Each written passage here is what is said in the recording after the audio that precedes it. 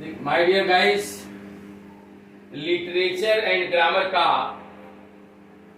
बहुत बड़ा, एक तरह से कहिए कि यूनिक कॉम्बिनेशन है। और इसको आप मेरे सभी वीडियो को आप उसको न केवल देखें बल्कि उसको लिखें भी। आइए वीडियो नंबर 4 का जो सीरीज नंबर 4 है लिटरेचर एंड ग्रामर का, उसमें हम पहले क्वेश्चन पे चलते हैं। आपको बताना है इसमें कहाँ एरर है, आपको बताना है इसमें एरर कहाँ है।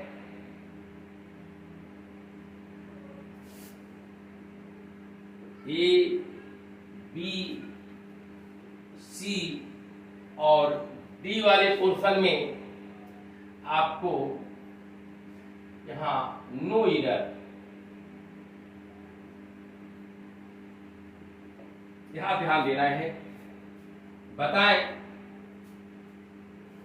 कहां एरर है। माय डियर गाइस, इसमें डी वाला जो पोर्शन है वो सही है, इसमें कहीं कोई एरर नहीं है। रीच एज ही इज, यद्यपि वह अमीर है तो भी वह दुखी है। इसको, इस वाक्य को कई तरीके से लिख सकते हैं। दो he is rich, he is sad. इसको ऐसे भी लिख सकते हैं, दो ही इज रिच इट, ऐसे भी लिख सकते हैं आप। although ALTHOUGH, although he is rich, बाकी वही होगा। इसमें भी एक जगह कामा कर देंगे, बाकी सब वही होगा। यानी एक सेंटेंस को आप कम से कम 1, 2, 3, 4 टाइप से बना सकते हैं। यद्यपि वह अमीर है तो भी वह दुखी है। तो इस पर माय डियर गाइस तमाम परीक्षाओं में देखा गया है, एक न एक क्वेश्चन जो है कहीं आपको 8 की जगह स्टिल दे देगा, नहीं वो कहीं बट दे देगा, नहीं अक्सर करके यहाँ बट दे देता है और पूछता है। इसमें एज को गायब करके दैट दे देता है, एज को गायब कर देगा दैट दे देगा, यहाँ बट दे देगा, यहाँ बट दे देगा। या तो आप एक लगाइए, नहीं तो कामा लगाइए। इसमें क्या करना है, आपको रीच के बाद एज लगाना है, हीज करना है। आइए हम अगले क्वेश्चन पे चलते हैं। हाँ देखिए माय डियर गाइस, दूसरे क्वेश्चन में देखिए कहां एरर है। ए में है he is having to come here daily due to some reasons, no error. आप बताएं किसमें एरर है या नो एरर है। नो एरर बताने के लिए बहुत बड़ा कॉन्फिडेंस की जरूरत है, बहुत बड़ा कॉन्फिडेंस। जिसके पास कॉन्फिडेंस होता है वही नो एरर करता है। सस्पिशन में आप नहीं कर पाए। आइए समय समाप्त हुआ। अब देखिए नो एरर, इसमें नो एरर है, कहेंगे कैसे। He is having to come, उसको आना पड़ रहा है। हियर यहां डेली रोज, ड्यू टू सम रीजंस, कुछ कारणों से उसको यहां कुछ कारणों से रोज आना पड़ रहा है। अब देखिए ये प्रेजेंट कंटीन्यूअस टेंस का वाक्य है। जैसे आप लोग पढ़ते हो, पढ़े भी हो, has oblique have +2। Present indefinite में मान लीजिए उसको आना पड़ता है, उसको आना पड़ता है। ही हैज टू कम, ये है सब्जेक्ट, ये मेन वर्ब के रूप में काम कर रहा है। अब यही कहें उसे आना पड़ रहा है, उसे आना पड़ रहा है। देखिए ही इज, चूंकि कंटिन्यूअस में सब्जेक्ट सिंगुलर है तो आप क्या करेंगे, इज का प्रयोग करेंगे।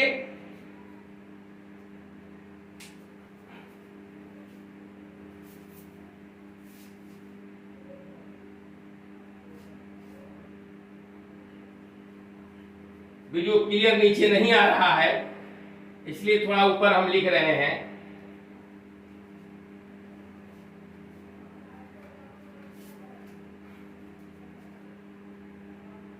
Use of has oblique have to, उसे प्रेजेंट इंडेफिनिट में उसे आना पड़ता है। तो he has to come, he has to come. इस सब्जेक्ट के बाद गिवन फॉर्म होता है मेन वर्ब के रूप में, लेकिन एक बात याद रखिएगा, जब इसी को प्रेजेंट कंटीन्यूअस में यूज करेंगे उसे आना पड़ रहा है। तो माय डियर, ही और हेल्पिंग वर्ब के रूप में इज होगा। अब देखिए यहां हैज और हैव की बात है। यहां जब भी आप V1 फॉर्म में लेंगे तो हैज को नहीं लेते, V1 फॉर्म में हमेशा हैव को लेते हैं, चाहे सब्जेक्ट सिंगुलर हो या प्लूरल हो। क्या करेंगे, सिंगुलर हो या प्लूरल हो, यहां हैव में ही आईएनजी लगाएंगे। हैव में ही क्या करेंगे, आईएनजी लगाएंगे, हैविंग हो जाएगा। क्या हो जाएगा, हैविंग हो जाएगा। प्रेजेंट कंटीन्यूअस में चाहे सिंगुलर सब्जेक्ट हो या प्लूरल सब्जेक्ट हो, हैव को ही V1 मानेंगे, उसमें आईएनजी लगाएंगे। हैज में कभी नहीं लगाते हैं। ये जब V1 फॉर्म ऐसा कभी नहीं होता है, हैजिंग का प्रयोग नहीं करते। ये पूरा का पूरा आपका गलत है। हैजिंग नहीं करेंगे, हैविंग करेंगे। कंपल्जन की बात है, उसे आना पड़ रहा है। He is having to come. तो देखिए he is having to come here, उसको यहां आना पड़ रहा है ड्यू टू सम रीजंस। तो आइए हम लोग आंसर की बात करें तो इसमें नो एरर है, इसमें नो एरर है। आइए हम अगले क्वेश्चन पे चलते हैं। देखिए तीसरे क्वेश्चन पर, I do not know to dance. My dear guys, इसे बताएं कहां एरर है। देखिए नो अपने साथ कभी भी इंफिनिटिव नहीं लेता है। नो अपने साथ कभी भी, know never takes infinitive,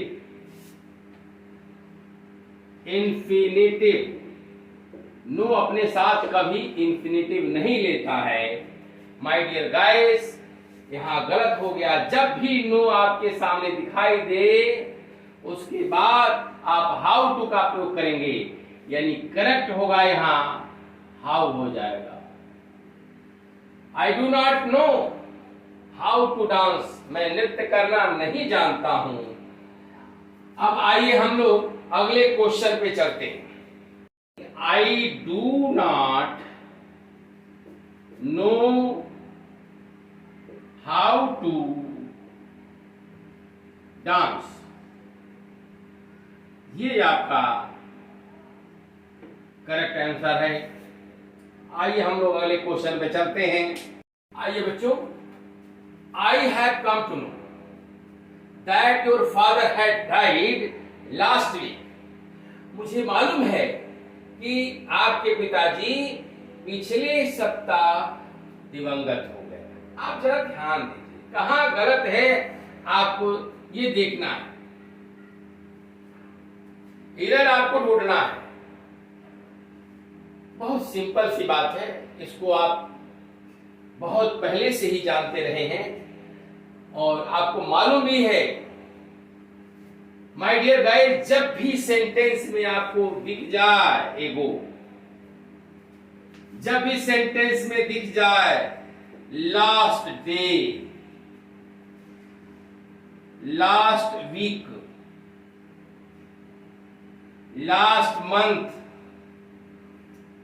last year, my dear guys, तो ऐसी स्थिति में आपको एक और मिल जाए, एक और देखने को मिल जाए किसी सेंटेंस में स्टडी, तो माय डियर गाइस, आपको उस सेंटेंस को सिंपल पास्ट बनाएंगे, पास्ट इंडेफिनिट में बनाएंगे। और आप जानते हैं कि पास्ट इंडेफिनिट में हैड का प्रयोग नहीं होता है और यही आपका एरर है। तो ये चीजें आपके दिमाग में होनी चाहिए। ये 5 चीजें 1 2 3 4 5 6 ये 6 चीजें दिमाग में रख लीजिए। अगर ये आते हैं एगो और लास्ट स्टडी, तो निश्चित रूप से आप उसको बनाएंगे पास्ट इंडेफिनिट में। आइए हम अगले क्वेश्चन की तरफ चलते हैं। 5वां क्वेश्चन बहुत प्यारा है, कई बार पूछा गया ये क्वेश्चन, प्रीपोजिशन से रिलेटेड। देखिए कहां गलती हो गई, एरर कहां है, आपको बताना है। माय डियर गाइस, आपको मालूम है ये जो ब्लाइंड शब्द है जिसका अर्थ होता अंधा, ब्लाइंड के साथ 4 प्रीपोजिशन लगा सकते हैं, इन, ऑफ, टू, विथ। देखिए माय डियर गाइस, यानी इसको आप नोट कर लीजिए, राइट डाउन। ब्लाइंड के बाद यहां प्रीपोजिशन जब बोथ आइज है, जब व्यक्ति दोनों आंख से अंधा होता है, उसके लिए हम विथ प्रीपोजिशन का प्रयोग करते हैं। यानी इसको हटा करके हम क्या करेंगे, विथ का प्रयोग करेंगे। जब व्यक्ति दोनों आंख से अंधा हो तो विथ का प्रयोग करते हैं। जब व्यक्ति एक आंख से अंधा हो तो उस कंडीशन में आप इन भी लिख सकते हैं और आप भी लिख सकते हैं। जैसे ही वाज ब्लाइंड, देखिए ऑफ राइट आई, वह दाहिनी आंख से अंधा है। यहां आप इन का प्रयोग भी कर सकते हो, इन का प्रयोग भी कर सकते हैं। टू का प्रयोग जब किसी दोस्त के प्रति अनदेखा करते हो, जहां दोस्त के प्रति क्या करते हैं आप, अपना दोस्त हो, किसी अपने सभी संबंधी के प्रति जो दोस्त है उसके प्रति जो उससे आप अनदेखा करते हैं, ध्यान नहीं देते हैं, वहां पर आप जो है टू का प्रयोग करते हैं। जैसे you should not, you should not blind to your son's fault. यानी आपको अपने पुत्र के दोषों से अनदेखा नहीं करना चाहिए। भले ही वह पुत्र हो, अगर वह दोष किया है तो उसको आपको पनिशमेंट देना चाहिए, उसको सही रास्ता बताना चाहिए। ये नहीं है कि उसको आप क्या कर दें, अनदेखा कर दें। ऐसी स्थिति में जब दोष की बात हो तो आप ब्लाइंड के बाद टू का प्रयोग करेंगे। आइए हम अगले क्वेश्चन की तरफ चलते हैं। इस सीरीज का लिटरेचर से संबंधित पहला क्वेश्चन बहुत प्यारा क्वेश्चन है, यूजीसी नेट, यह पीजीटी में भी पूछा है और टीजीटी के लिए तो रामबाण का क्वेश्चन है। आइए, who says to Julius Caesar, Julius Caesar से कौन कहता है, जूलियस सीजर से कौन कहता है कि बीवेयर ऑफ ब्रूटस, ब्रूटस से सावधान हो जाइए, ब्रूटस से सावधान हो जाइए, टेक हीड ऑफ कैसियस, और कैसियस पर निगाह रखिए, सावधान रहिए कैसियस से, कम नॉट नियर कैस्का, और कैस्का के करीब मत जाइए, कैस्का के करीब मत जाइए, है एंड टू सिन्ना, और सिन्ना पर मजबूत निगाह रखिए, ट्रस्ट नॉट ट्रिगोनियस, और ट्रिगोनियस पर भरोसा मत रखिए। कितना प्यारी लाइन, देखिए कितनी प्यारी लाइनें हैं ये। अब आप देखिए कौन ये बात कहता है, ऑक्टेवियस कहता है, मेसाला कहता है, आर्टिमिडोरस कहता है, नन ऑफ दीस कहता है। माय डियर, 10 सेकंड का समय दे रहा हूं, आप बताएं। देखिए, आपको मालूम है आर्टिमिडोरस जूलियस सीजर का वफादार दोस्त है, पत्र लिख करके कहता है, वो कहता है उससे कि ये बातें अभी मैंने आपको समझाया है, वीडियो थोड़ा लंबा हो जाएगा, छोटा वीडियो है। इसमें आर्टिमिडोरस ने जूलियस सीजर से ये सब बातें कहा है। आइए हम लोग अगले क्वेश्चन पर चलते हैं। Who speaks epilogue in the Tempest, Tempest में एपिलॉग कौन बोलता है? माय डियर गाइस, ये आपको मालूम है, बहुत प्यारा क्वेश्चन है, कई परीक्षाओं में पूछा है। इसमें परास्पेरो जो है एपिलॉग बोलता है, वो कहता है कि संहार में बोलता है कि अब मेरे पास जादुई शक्तियां समाप्त हो गई हैं, जादुई शक्तियां समाप्त हो गई हैं, अब वे मेरे पास कमजोर हो गई हैं। ये बात जो है परास्पेरो ही बोलता है, यानी एपिलॉग कौन प्रस्तुत करता है? तो परास्पेरो। अब आइए हम अगले क्वेश्चन पे चलते हैं। 8 नंबर का question, the preface to the lyrical ballads, the preface to the lyrical ballads was attached to, किस एडिशन से प्रीफेस टू लिरिकल बैलाड जो है संबंधित है? आपको पता है पहले में जो है प्रस्तावना प्रीफेस नहीं जोड़ा गया था, प्रीफेस नहीं रखा गया था। ये आपका आंसर ये है बी, 1802 में 1802 के एडिशन में ही प्रीफेस को जोड़ा गया था। आइए हम लोग अगले क्वेश्चन पे चलते हैं। Theme of poetry for Wordsworth, Wordsworth के लिए पोएट्री की जो विषय वस्तु है वह मुख्य रूप से क्या है? टाउन लाइफ है, रस्टिक लाइफ है, नेचर है, नन ऑफ दीज है? माय डियर गाइस, बताएं। देखिए, इसमें बहुत से मेरे प्यारे दोस्त नेचर पर तुरंत दिमाग लगाएंगे, लेकिन नहीं, आंसर होगा रस्टिक लाइफ, ग्रामीण जीवन पर आधारित। ये जो कविताएं हैं उनकी इसी पर आधारित है, रस्टिक लाइफ पर है। आइए हम अगले क्वेश्चन पे चलते हैं। वह देखिए 10th क्वेश्चन है, वर्ड्सवर्थ सेज, वर्ड्सवर्थ कहते हैं poet is born not in the mind, poetry मस्तिष्क में पैदा नहीं होती, but in the heart of rowing. यह किसमें होती है? केवल मस्तिष्क में ही नहीं पैदा होती है, बल्कि वो क्या करती है? हाँ, हृदय में फ्लोविंग करती है, स्वाभाविक रूप से निकलती है। किससे? फीलिंग से निकलती है, आइडिया से निकलती है, इमोशंस से निकलती है, नन ऑफ दिस। तो माय डियर गाइस, इसमें आपका आंसर है इमोशंस किससे निकलती है? इमोशंस से निकलती है। इमोशंस। आइए हम लोग क्वेश्चन पर।